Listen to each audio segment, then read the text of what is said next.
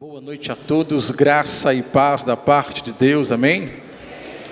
É com muita honra que estamos aqui nessa noite para ministrar a palavra de Deus. Sem perca de tempo, abra comigo a sua Bíblia, 2 Crônicas,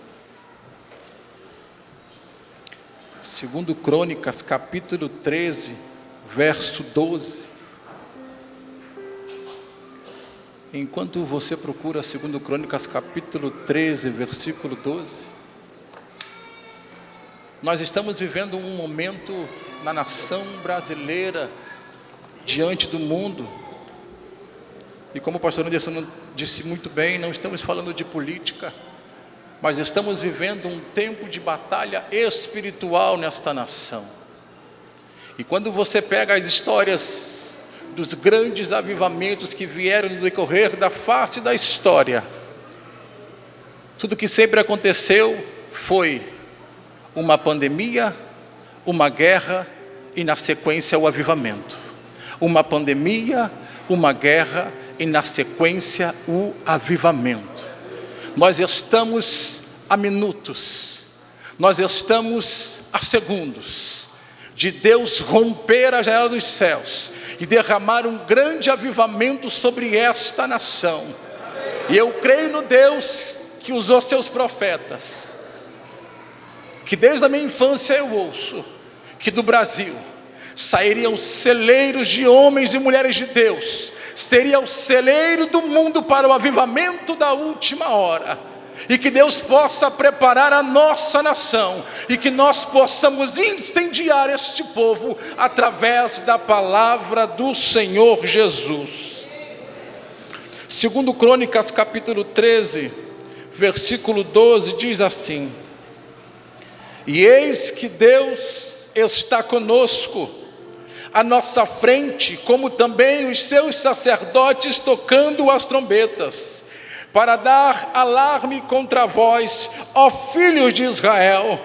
Não pelejeis contra o Senhor, Deus de vossos pais, porque não prosperareis. Mas Jeroboão armou uma emboscada para dar sobre eles pela retaguarda, de maneira que quem estava em frente de Judá, a emboscada por detrás deles. Então Judá olhou, e eis que tinham que pelejar por diante e por detrás. Então clamaram ao Senhor, e os sacerdotes tocaram as trombetas. E os homens de Judá gritaram, e sucedeu que, gritando os homens de Judá, Deus feriu Jeroboão e todo o Israel diante de Abias e de Judá. Somente até aí nesta noite.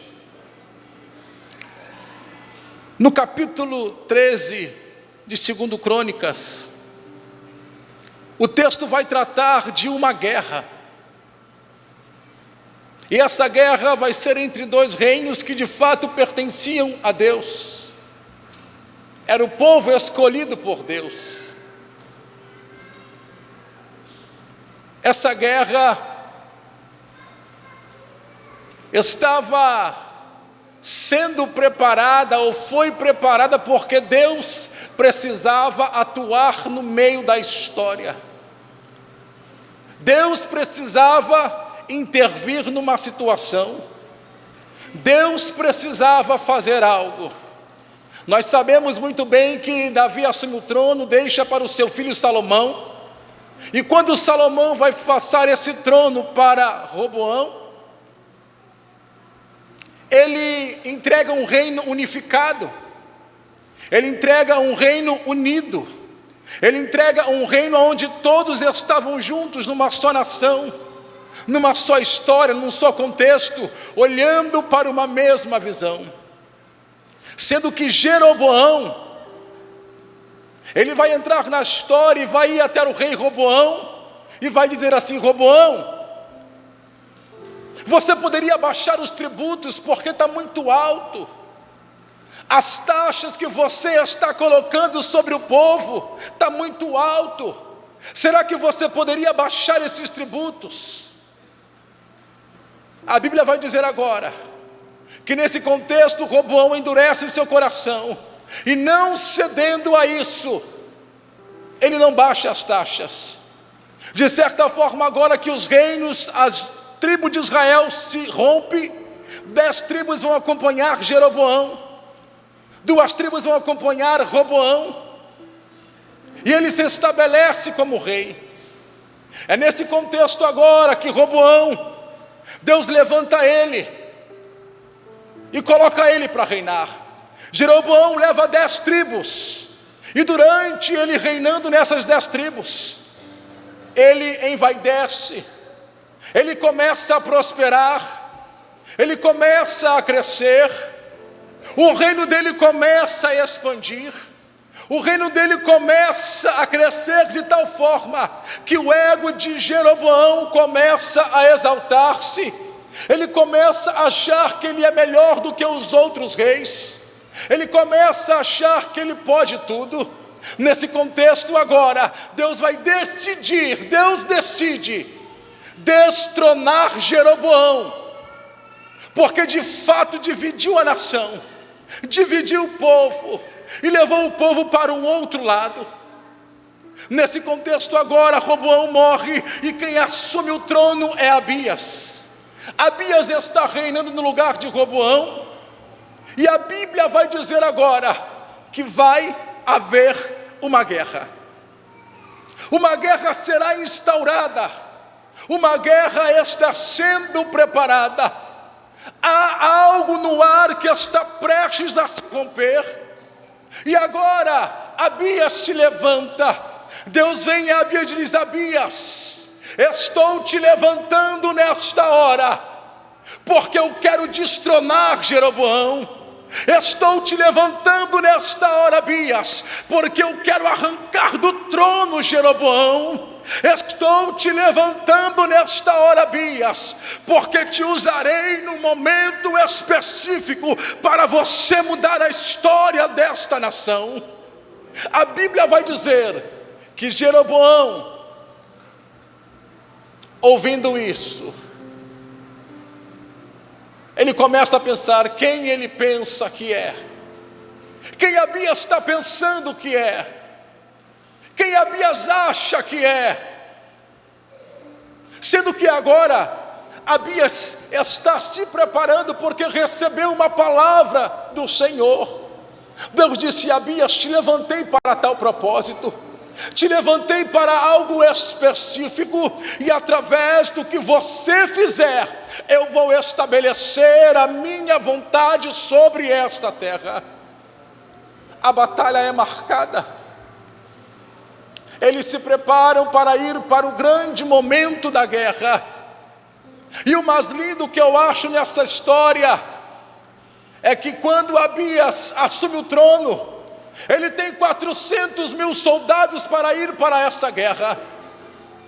Em contrapartida, a Bíblia vai dizer que Jeroboão tem 800 mil soldados, tem um poderio bélico muito grande, tem uma artilharia pesada. Não precisa ser bom em matemática para poder entender. Se Abias tem 400 mil homens, Jeroboão tem 800 mil homens, e isso quer dizer que para cada soldado de Abias, são 2 soldados de Jeroboão. De fato que quando eu olho para essa história, eu vejo que parece que Deus está sendo injusto com a nação, parece que Deus está sendo injusto com aquele povo, e é nesse momento que a guerra vai se travar. Eu quero ser bem breve e sucinto naquilo que Deus colocou no meu coração nesta noite. Esse está o vale aonde vai se travar a guerra. A nação, povo de Judá vindo com Abias para a guerra, se posicionam de um lado com 400 mil homens. O rei Jeroboão se posiciona do outro lado do vale. Ele se posiciona com 800 mil homens, soldados preparados para uma grande guerra. A batalha está travada, não há para onde correr, não há saída e não há escapatória, a luta tem que se enfrentar. E agora, quando eu olho nas histórias das guerras, há sempre um mensageiro, daquele rei que se acha superior, que se acha que está pronto para a batalha. Ele manda um mensageiro dele até Abias, e diz: fala para Abias essas coisas. O mensageiro de Jeroboão atravessa aquele vale, chega até onde está Abias, e diz para Abias: Abias, tem uma mensagem do rei. E qual é a mensagem? Desiste enquanto dá tempo. Abias, receba esta benevolência do rei Jeroboão.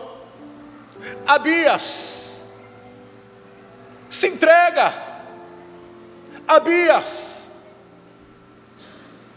vocês são 400 mil, nós somos 800 mil, não dá para vocês, não há como você vencer essa guerra. Conjecturando, chega o general do exército de Abias.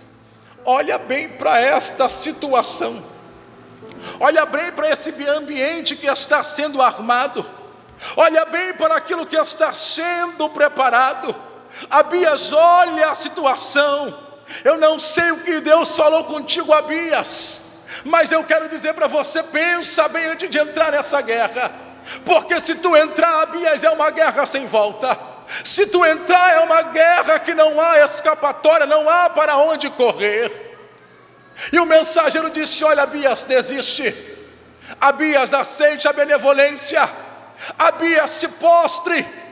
Abias, desista. E o mensageiro diz: e o que eu digo para Jeroboão? Abias diz assim: diga para Jeroboão que eu não tenho o exército que ele tem, eu não tenho os soldados que ele tem, eu não tenho os escudos que ele tem, eu não tenho os carros bélicos que ele tem, eu não tenho o poderio bélico que ele tem, mas diga para Abias que eu tenho algo que ele não tem. Diga para Abias que na minha frente vai o eu grande eu sou. Diga para Jeroboão que na minha frente vai o Senhor dos exércitos. Diga para Jeroboão que nessa batalha eu posso ter 400 homens, mas é Deus que vai na frente. Sabe o que o texto está dizendo para mim e para você? Às vezes nós queremos que o pastor acredite no sonho que Deus deu para você. Deus revelou algo para você. Quando eu sempre começo, eu gosto de falar, quando o profeta de repente rodou, marchou e foi entregar a revelação, entregou para você. Quando o profeta homem foi orar, orou por você. E aí você diz: ninguém acredita no meu sonho, ninguém acredita no meu projeto, ninguém acredita naquilo que eu estou estabelecendo, naquilo que eu quero fazer. Ei, Deus revelou para o pastor ou para você? Deus revelou para o teu vizinho ou usou o profeta para você? Deus está dizendo: o que eu tratei contigo, eu vou cumprir. O que eu disse para você que eu faria, eu vou fazer. O contexto aqui é muito claro. E Abias se prepara para a guerra. Pensa aquele suspense: 800 mil homens contra 400 mil soldados. O que Abias não sabia era que enquanto o mensageiro de Jeroboão vinha trazer a notícia, o ultimato para Abias, Jeroboão, ele trama uma emboscada para Abias. Eu estou falando nesta noite para pessoas que não sabem que o inimigo preparou uma emboscada, que o inimigo está atuando, que o inimigo está preparando uma emboscada para você, e você não está sabendo, mas você está aqui nesta noite louvando a Deus. O inimigo preparou algo contra a tua vida, contra a tua casa, contra a tua família, e mesmo que você não saiba, você está aqui nesta noite engrandecendo o nome do Senhor. Eu quero ser um pouco mais claro. Vamos conjecturar que de repente o inimigo preparou uma cilada para você na sexta-feira. Sexta-feira tem uma cilada preparada para você, e aí você diz: hoje é domingo, e tu fica pensando: Deus, o que vai ser na sexta-feira? O inimigo preparou uma cilada para a minha vida. O inimigo preparou alguma coisa e você começa a sofrer por antecedência, porque você está no domingo, ainda falta segunda, terça, quarta, quinta, madrugada de quinta para sexta, para o laço que ele preparou, a emboscada acontecer. Sendo que para você a espera é de 5 dias ainda. Mas enquanto você está aqui ainda no domingo, e a emboscada está preparada na sexta-feira, o meu Deus, o teu Deus, já foi na tua segunda, já foi na tua terça, já foi na tua quarta, já foi na tua quinta, chegou na tua sexta, desfez o laço, desfez a emboscada e disse: pode vir, meu filho, que está tudo preparado para você. Satanás achou que ia te derrubar, mas eu já preparei o livramento para a tua vida, para a tua casa e para a tua família. Eu quero dizer esta noite para você, igreja do Senhor: nesta batalha não tereis que pelejar, o Senhor pelejará por vós e vós vos calareis. Aleluias, aleluias. Estão preparados? Que emboscada foi esta? Eu preciso rapidamente de 3 pessoas aqui comigo. 3 pessoas. Levantou a primeira. 3 pessoas, falta 2. Levantou o segundo. Muito bem, tu fica aí e vocês 2 fiquem aqui. Glória a Deus. O Jairo vai ser Jeroboão.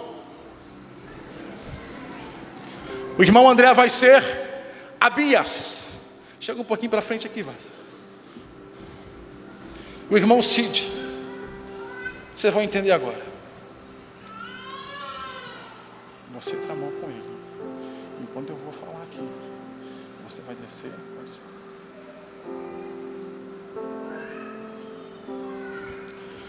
A guerra se instaurou. 400 mil homens com Abias, 800 mil com Jeroboão. O inimigo disse assim: enquanto o mensageiro foi falar com Abias: olha, ultimato, desiste, para, não faz nada, segura aí. Jeroboão disse: eu estou com 800 mil.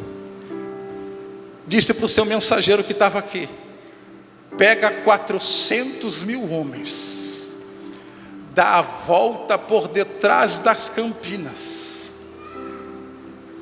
e quando Abias vir para a guerra, nós vamos atacar. E quando ele menos perceber, ele será atacado pela sua dianteira e pela sua retaguarda, de forma que não haverá escapatória. Foi isso que Jeroboão planejou. E agora Abias, não sabendo de que eles estavam lá de trás das campinas, Abias vai fazer algo interessante agora.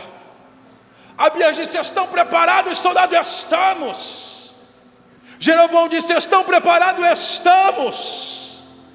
E agora Abias, homem valente, homem de Deus, homem de guerra, recebeu uma palavra. Ele vai dizer assim: estão preparados? Estamos a atacar. E eles começam, e eles vão galopando, e eles vão galopando, e eles vão. Jeroboão na mesma história. Jeroboão diz assim: estão preparados? Então vamos atacar. E de fato que essas duas nações vão se encontrar num vale para a grande guerra, a grande batalha. E enquanto Abias está saindo, indo para a guerra. Ele está indo para a guerra. Eu sou um dos soldados de Abias. Para aí, André. Eu sou um dos soldados de Abias, que eu estou indo com os 400 soldados. O Senhor está conosco. O Senhor está conosco. E de repente um dos soldados de Abias olha para trás. E quando olha para trás, por detrás das campinas, começa a sair 400.000 homens de guerra. E agora esse soldado que olhou para trás, ele vai lançar um grito: Abias! Abias! Soldados da frente e soldados atrás. Muito obrigado, somente até aqui.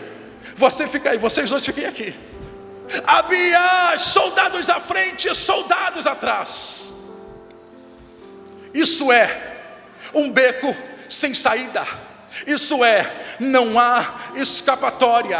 Isso é, não tem como as coisas mudarem. Ei, a situação não tem mais jeito. A situação para você e para mim acabou. O teu relacionamento para você acabou. O teu casamento de repente acabou. A tua família de repente está destruída. A tua família se encontra, quem sabe nesta noite, nesta situação, sendo atacada pela frente, sendo atacada por trás, e você está no meio, e você não sabe mais o que fazer e nem a quem recorrer. Mas a Bíblia vai dizer que Deus disse a Abias: eu te chamei para destronar Jeroboão, eu te chamei para você arrancar ele, porque ele se revoltou contra mim, ele saiu da minha presença e ele me abandonou, mas tu vai destronar ele. E é neste contexto, quando os soldados estavam vindo e viram o exército inimigo, que Abias olha para frente, olha para trás. Quem já passou numa situação assim, sem saída?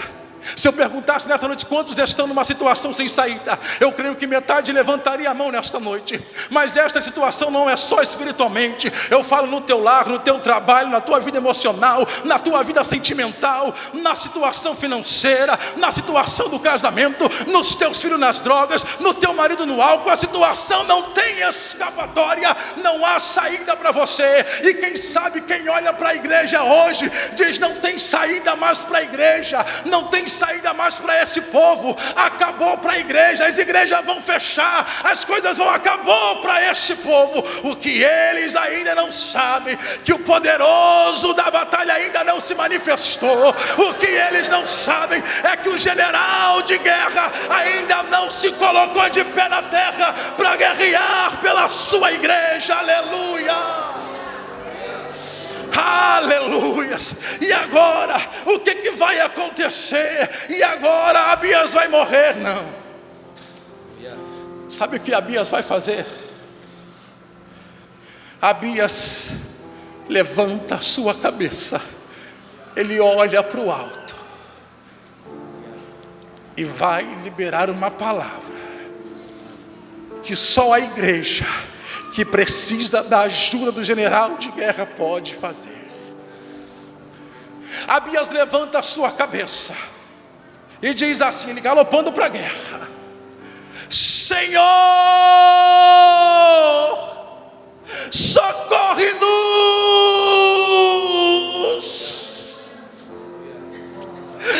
Esse é o grito da igreja. Muito obrigado.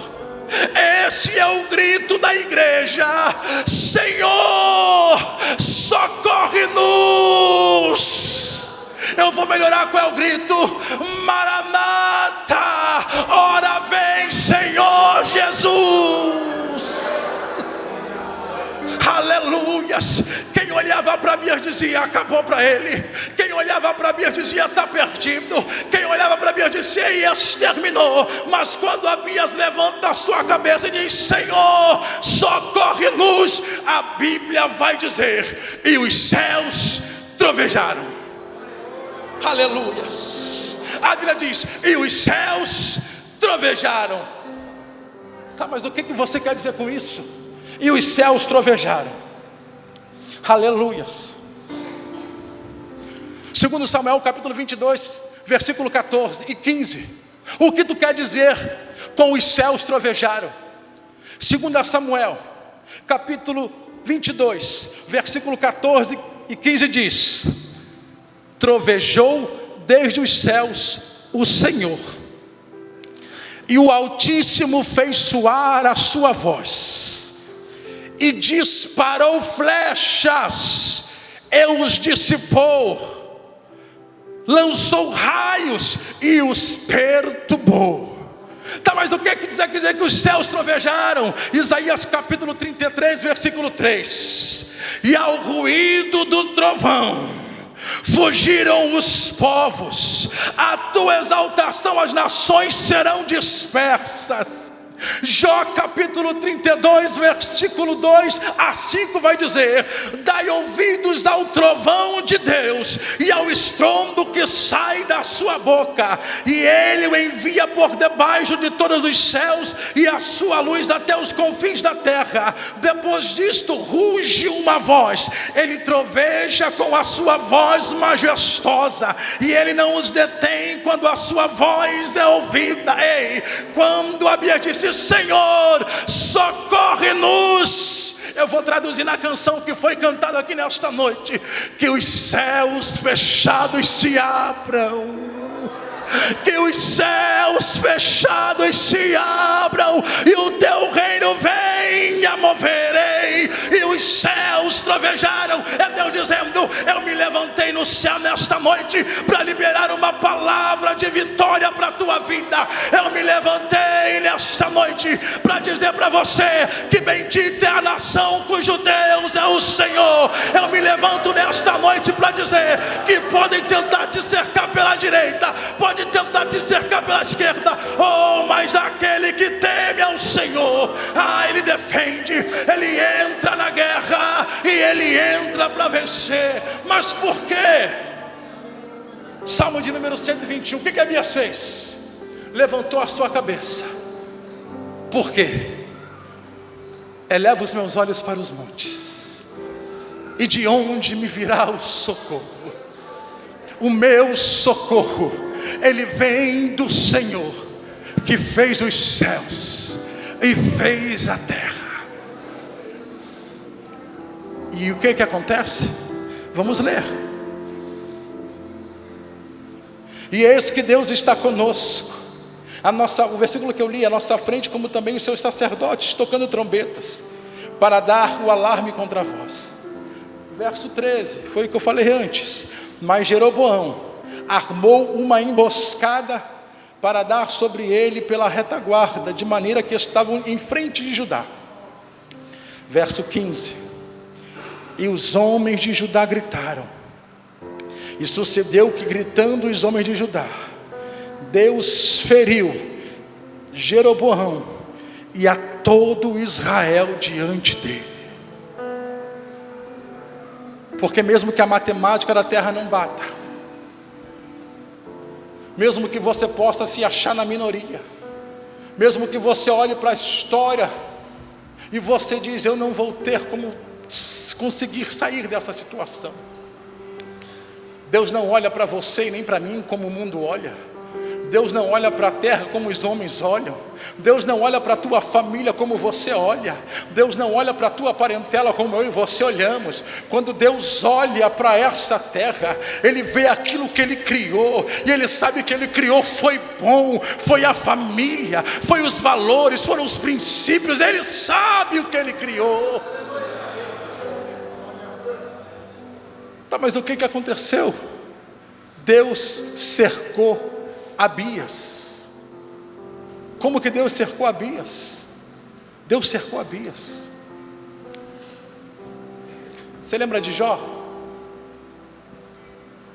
De onde vens? Venho de passear ao redor da terra. Viste meu servo Jó? Sim, ele teme a Deus, ele é desse jeito, porque tu lhe deste tudo, o cercaste de bens,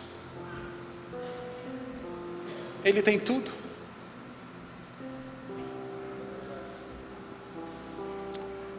O que o inimigo não sabia é que existe algo que está além das tuas finanças. Existe algo que está além daquilo que você pensa ou imagina. Quando você abre a sua Bíblia, em Jó, capítulo 1, versículo 10. Por que Abias não morreu estando em desvantagem? Porque Deus cercou Abias e o seu exército. Tá, mas com que ele cercou? Simples. Porventura tu não cercaste com a tua sebe ele e a sua casa e tudo quanto ele tem? Satanás está dizendo para Deus: eu não consigo tocar nele.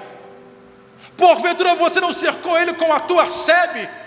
Sebe é a cerca viva do Senhor. E quando você cercou ele com essa sebe, com essa cerca viva, ele diz: tu cercastes com a tua sebe a quem? A ele, a sua casa e a tudo quanto ele tem, e a obra das suas mãos abençoaste, e ao seu gado tem se aumentado na terra. Ei, Abias não foi a lona, Abias não morreu, não foi porque ele era bom. Abias não morreu, não era porque ele era o queridinho do Senhor, não. Abias não morreu porque no momento de apuros ele levantou e clamou pelo socorro, e a cerca viva do Senhor disse: ei, eu estou entrando agora nesse campo de batalha para pelejar por você, então nenhum mal te sucederá, nem praga alguma chega na tua tenda. Ei, o que eu quero dizer com isso? Deus está separando a igreja para o arrebatamento. Deus está separando e preparando a igreja para o grande avivamento que virá sobre a face da terra. E é necessário que tudo isso aconteça, porque ele está vendo quem são os 400 mil que estão com Abias, quem são aqueles que estão servindo de verdade, quem são aqueles que estão orando de verdade, quem são aqueles que estão jejuando de verdade, quem são aqueles que estão se preparando para a última hora da igreja. Deus está dizendo para você nesta noite: ei, assim como eu cerquei Abias no momento da angústia, eu posso cercar e guardar a tua família. Assim como eu cerquei Abias e guardei ele, eu posso guardar os teus filhos.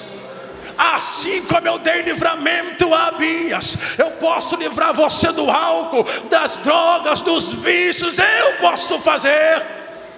Assim como eu livrei Abias, eu também vou livrar minha igreja do momento final que se aproxima.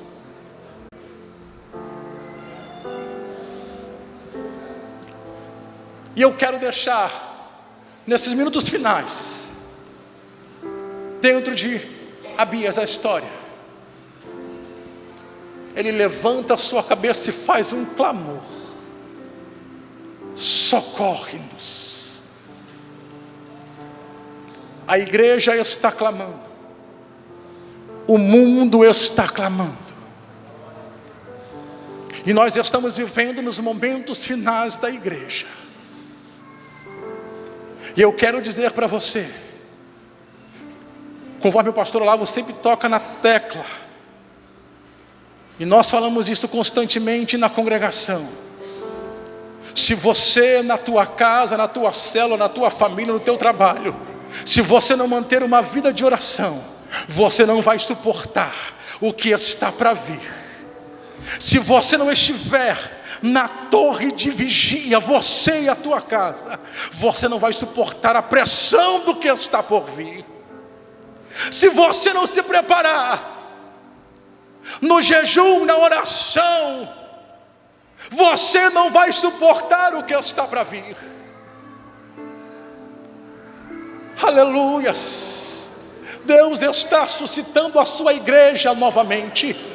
Deus está dizendo, como disse para Joel: ei Joel, eu vou levantar ele para que você converta os corações e tragam eles de volta para a minha presença. Deus está com saudade de ouvir a igreja clamando por ele. Deus está com saudade, aleluias, de ver o joelho dobrado, clamando pelo avivamento. Porque quando você pega dentro disso a história dos avivamentos, o que os grandes avivalistas tinham em comum, o que John Wesley tinha de diferente de eu e você, o que John Knox tinha de diferente, o que Moody tinha. Se você pegar a história de todos os grandes avivalistas e homens de Deus que avivaram o mundo, avivaram a Europa, o que eles tinham em comum? Uma vida de oração. Eles tinham uma vida de oração. Aleluias. Muitos deles oravam das 4 da manhã às 8 da manhã. Muitos deles oravam das 4 até as 10 da manhã. Aleluias. A igreja precisa orar de verdade. E a gente acha que a gente ora muito às vezes porque orou 1 hora. Se eu não me engano foi John Seymour, o avivamento na Rua Azusa. Ele disse: pai, eu quero avivamento para... Ele já orava 5 horas. Ele disse: Deus, eu quero que tu traga o avivamento para esta nação. Deus, eu quero que tu mude a história aqui na Rua Azusa. Deus disse para ele: tu está orando pouco. Como assim? Eu já oro 5 horas, Deus. Ora umas 2 horas. Todos conhecem aqui o avivamento da Rua Azusa. A história diz que eles estavam lá. As pessoas eram tomadas com o Espírito Santo no meio da rua e caíam. Quando eu olho para a vida de John Wesley, e é isso que Abias está fazendo: Senhor, socorre-nos. E o avivamento veio, ó, e livrou. Quando John Wesley estava orando, a rainha da Inglaterra disse: chama Wesley, fala para ele que eu quero falar com ele. Diga para Wesley que Napoleão Bonaparte vai vir invadir a Inglaterra. Fala com Wesley que eu quero falar com ele. O mensageiro da rainha foi na casa de Wesley e disse: Wesley, a rainha te chama. Aleluias. Sabe o que? Era a rainha, gente. Sabe o que ele respondeu? Diga para a rainha que eu estou orando. O mensageiro volta: rainha, Wesley não vai vir. Tá, mas por quê? Ele disse que está orando. E agora, rainha? Você pode ler isso. Fica tranquilo. Eu tenho mais medo dos joelhos dobrados de John Wesley do que o exército de Napoleão Bonaparte. Deus está dizendo para a igreja: Satanás teme mais os joelhos dobrados da igreja do que a pressão do inferno que está assolando o mundo.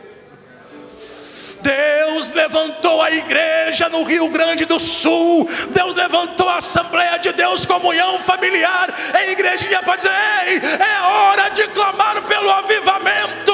É hora de clamar para que de fato os céus se abram e a presença dele venha sobre nós.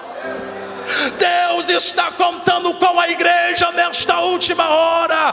Deus quer avivar a tua casa, a tua família. Deus quer avivar a tua célula. E eu pego um gancho na palavra do pastor Olavo. Nós vamos viver um tempo em que vai parecer as redes de pescador. Tu vai lançar rede e tu não vai conseguir puxar sozinho, de tanta alma que vai entrar por essa porta.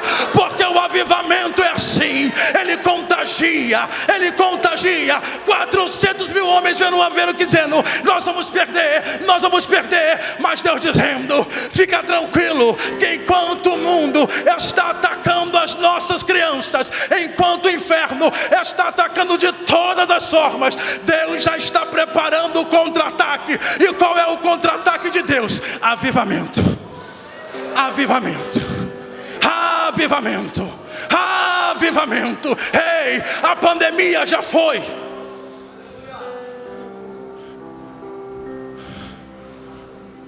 O Covid está indo. O que é que falta? O avivamento. Você pode pegar na história, pode conferir lá. Pandemia, guerra e avivamento. Fique de pé nesta noite.